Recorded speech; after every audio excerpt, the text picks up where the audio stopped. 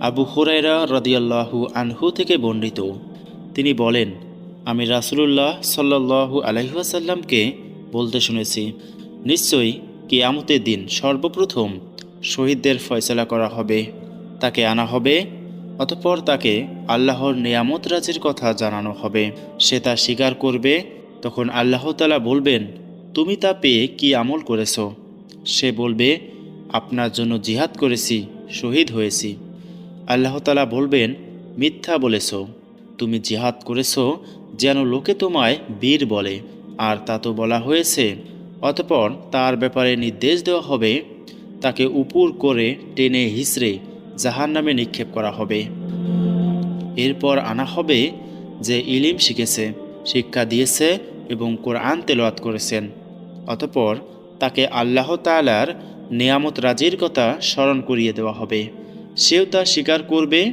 তখন আল্লাহ তাআলা বলবেন, তুমি তা পেয়ে কি আমল করেছ?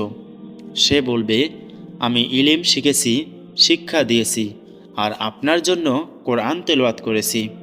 তখন আল্লাহ তাআলা বলবেন, মিথ্যা বলেছ, তুমি ইলিম শিখেছ যেন লোকে তোমায় আলিম বলে, কোরআন তেলাওয়াত করেছ যেন লোকে তোমায় কারি বলে, আর তা তো বলা হয়েছে। অতঃপর তার ব্যাপারে নির্দেশ দেওয়া হবে, তাকে উপর করে টেনে হিঁচড়ে জাহান্নামে নিক্ষেপ করা হবে। এরপর এমন এক ব্যক্তির বিচার করা হবে যাকে আল্লাহ তাআলা সচ্ছলতা ও সর্বাধিক সম্পদ দান করেছেন। তাকে আনা হবে এবং তাকে তার নিয়ামত রাজির কথা স্মরণ করিয়ে দেওয়া হবে। সেও তা স্বীকার করবে। তখন আল্লাহ তাআলা বলবেন, তুমি এগুলো পেয়ে কি আমল করেছ? সে বলবে, এমন কোনো খাত নেই যেখানে খরচ করা আপনি পছন্দ করেন, আর আমি তাতে আপনার জন্য খরচ করিনি। আপনার পছন্দনীয় প্রতিটি খাতে আপনার সন্তুষ্টির জন্য আমি দান করেছি।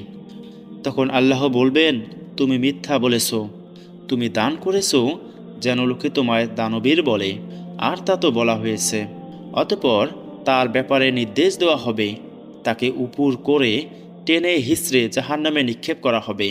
সহিহ মুসলিম হাদিস 4770, সুনানুন নাসাই হাদিস 3137।